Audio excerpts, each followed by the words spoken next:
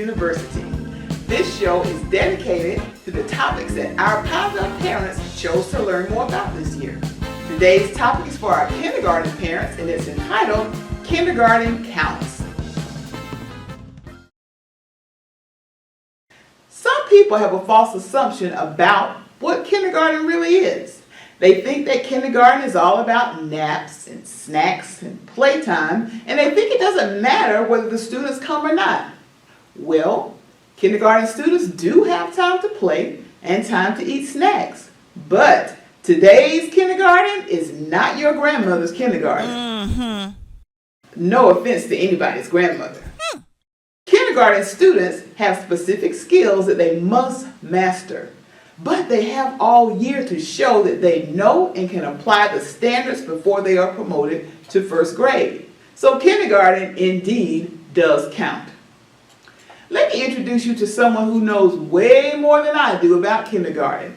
Here is our kindergarten grade chair, Miss Amanda Harrell. She, her team, and some of their students will spend the next few minutes demonstrating how you can help your kindergarten student to master the promotion criteria and become secure in the foundation needed to be successful in later grades. When we say kindergarten counts, we are referring to promotion criteria. When kindergarten students can demonstrate and apply the skills required for promotion, it is a good indication that he or she will be successful in first grade. That sets them up for success in later grades. What does your kindergarten student need to know by the end of the school year? 30 sight words, 26 letters, 100 numbers, 10 shapes. Will your kindergarten student be ready for first grade? After this session, you may be better equipped to answer this question. The purpose of this session is to make parents and caregivers aware of the promotion criteria, provide at-home strategies to help strengthen students' ability to demonstrate the required skills to be promoted to first grade. Let's begin. First, let's talk about the required literacy skills. By the end of the school year, kindergarten students should be able to write and recognize the 26 letters of the alphabet. But don't be misled. Just because a student may know the alphabet song does not mean that they know the alphabet. They should be able to identify the letters randomly, write them, and produce sounds for each letter. Here is how you can help at home. First, you will need paper, pencils, index cards, markers, and scissors. Okay, today we are going to do two activities. The first activity is going to be with our letters. The first part of the letter activity is going to be matching the lowercase letters that you have in your hands to the uppercase letters that you see on the carpet. Okay? You're going to put the uppercase letter below the matching uppercase letter. Lowercase letter below the matching uppercase letter. Okay? Okay. Go ahead.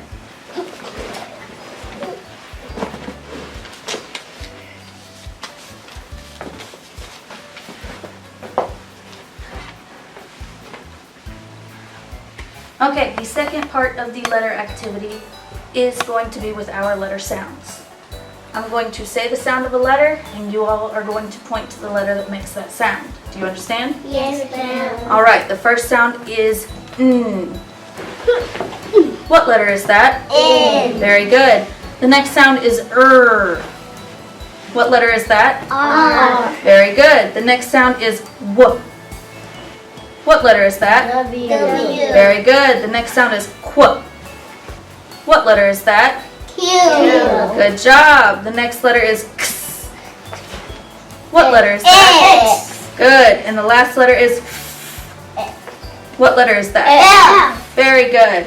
Another literacy skill that counts for kindergarten promotion is reading sight words. Sight words account for up to 75% of the words in beginner level books. Learning a lot of sight words can help your student become faster and more fluent readers. When they know the sight words well, they don't have to stop and think how to say it. When they are writing, they don't have to stop and think about how to spell them. To be promoted to first grade, kindergarten students need to be able to recognize 30 sight words. There are many ways to help students learn sight words. You may use the same strategy that you used with the alphabet letters. Or another effective strategy is to take those same words and cut them in half. Then have your students find the halves and put the word back together. The second activity that we're going to do today is with our sight words. I have chosen sight words that we are currently working on, and I've cut them into pieces. So it's like a puzzle. Everybody understand? Yes, ma'am. I'm going to put these on the ground in front of you, and I'm going to call out a sight word. You are going to work together to piece together that sight word for me. Not until I call out the sight word. Okay? The first sight word is his. Find the other piece. There we go. What is that sight word? His. Very good. We're going to take that and put it up here because it is our completed sight word. All right, the next sight word is. Is.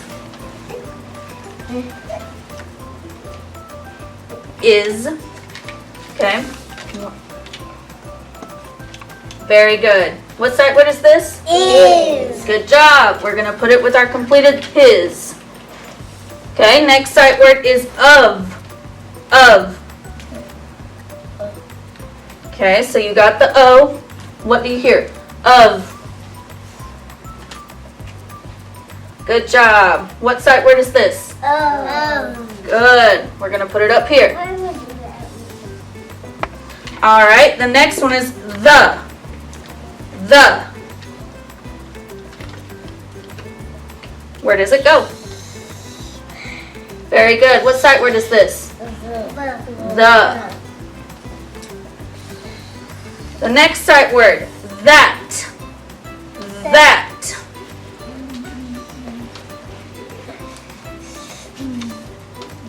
That. So you got the, what's the next part? Good. What is the sight word? That. Very good. And the last sight word, and. And. Very good. What is that sight word? And. Good job. Give yourselves a pat on the back. Y'all did very good. Thank you. In addition to literacy skills, math skills count too.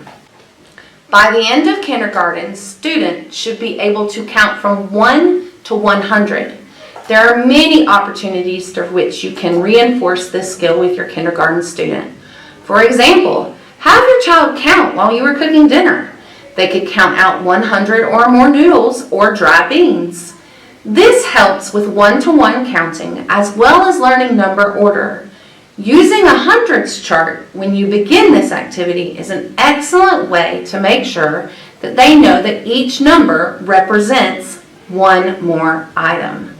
You go, okay? All right, go ahead. 1, 2, 3, 4,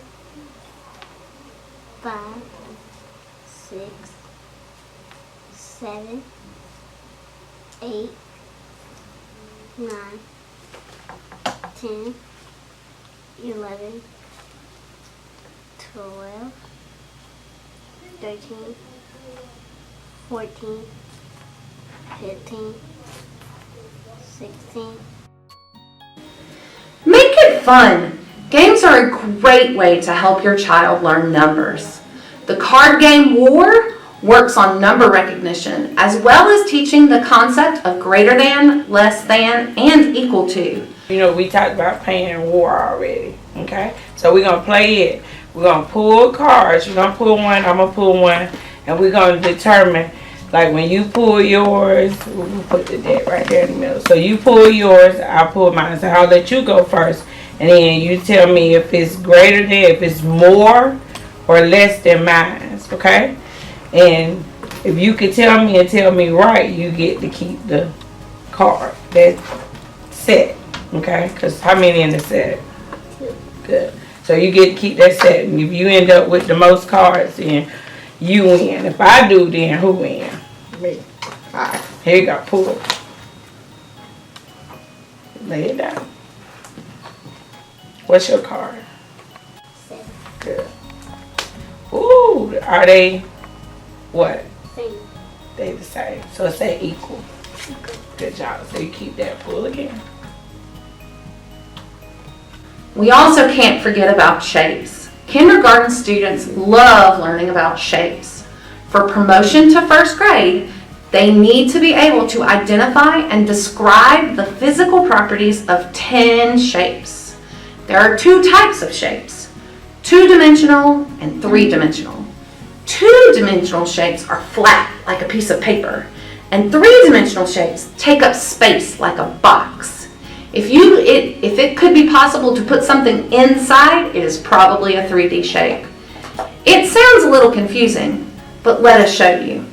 Alright, I said we're going to do this little clip to kind of help parents, help the kids at home learn about shapes, and so that they can help teach them and stuff like that. So you're going to help me out with this, alright? So we're going to learn about our shapes, and when we learn about them, we know that there are how many types of shapes? There are 2D shapes and what? 3D. And 3D shapes. So your mom's cooking and she pulls out the cookie sheet and you can tell her is it a 2D or a 3D shape? A 2D. A 2D shape. Why would it be a 2D shape? Because it's a rectangle. It's a rectangle and it's what? Black. Flat. Very good. And it's a rectangle. You sure it's not a square? No. Why is it not a square?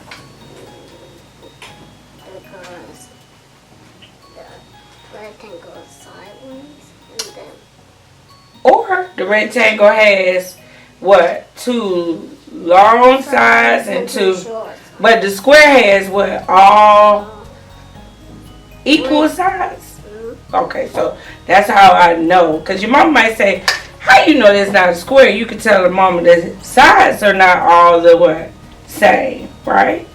Alright, so then she turns around and says, oh, I got this pizza sheet. What shape is this? Circle. Oh, it's a circle. What is it, a 2D or a 3D shape? A 2D shape. How I know it's a 2D Because it shape? don't have no points. It don't have no points, but that's what makes it a circle. But how do I know it's a 2D shape? Because it's round. Okay, it is round, but how do I know it's 2D and not 3D? 2D shapes are what? Because it's flat. It's flat. So you always help them out knowing that it's what? Flat. Very good. So then I go in there and I pull out me a can. What shape would the can be? It's a 3D shape. It's a 3D shape. And how do I know? And it's a what? So, It's a cylinder. And how do I know it's a 3D shape? because it's soft. It's solid. Say solid. Solid. Do our hand. Show me how we do this. What? Solid. That means something's possibly in it and it's round. I could put stuff in it, right? Alright, so we got 2D shapes and 3D shapes. Now, if I turned around and I said, oh, I found this thing of buttons, mama. And all these buttons are what? Circles. They're all circles. Are they 2D shapes or 3D shapes? Though? 2D shapes. 2D shapes because they're what? Flat. They're flat and they're going to fit on my what? Uniform shirt. But then I turn around and I look at the container. Cute. It's a what? Cute. Cute. And that's a what type of shape? 3D shape. And it'll hold my what? Cute. Good. Buttons. Yeah, it'll hold my buttons. And it's normally what? Solid. So those are 2D shapes and what? 3D shapes. Can you find them all around the house? Yeah, when you get home, you could go and still go on a shape hunt where we look for shapes and everything. So like when we ride down the street and we get to the traffic light, what do you see in the traffic light? Circles. Circle. How many circles do you see? 3. 3. All right, parents, that's the way we can do shapes and learn shapes. It is very important that our kindergarten students learn about shapes. They have to know 10 shapes in kindergarten, and actually to be able to successfully move through kindergarten. They have to know 2D shapes and 3D shapes. There's the two types of shapes I employ. I encourage you all to just do a shape hunt around your house. Anywhere you're going, if you're in the car just riding down the street, the grocery store, you can look for shapes and ask your kids to tell you what shapes are, even what colors, how many. It make it really, really fun. It's easy. You don't need a whole lot of equipment or anything. Just use what you have to help them learn about shapes. It's very important, and it'll give them a great start to not only kindergarten but actually being successful high school graduates. So now you know exactly what your kindergarten student should know and be able to do by the end of the school year. That's 30 sight words, 26 letters, 100 numbers, and 8 shapes. We've shared different low prep activities that you may do with your kindergarten student to teach and reinforce kindergarten math and reading skills at home. Studies show that when parents and guardians are involved with their students' learning, the student has a better chance at success. It's up to all of us to ensure that our kindergarten students are prepared to move on to first grade and beyond. How well students perform in the early years lay the foundation for success in later grades and finally, graduation. If you need help with any of the activities that you saw today, contact your child's teacher. I'm Dr. Ann Finney Williams, and remember, kindergarten counts.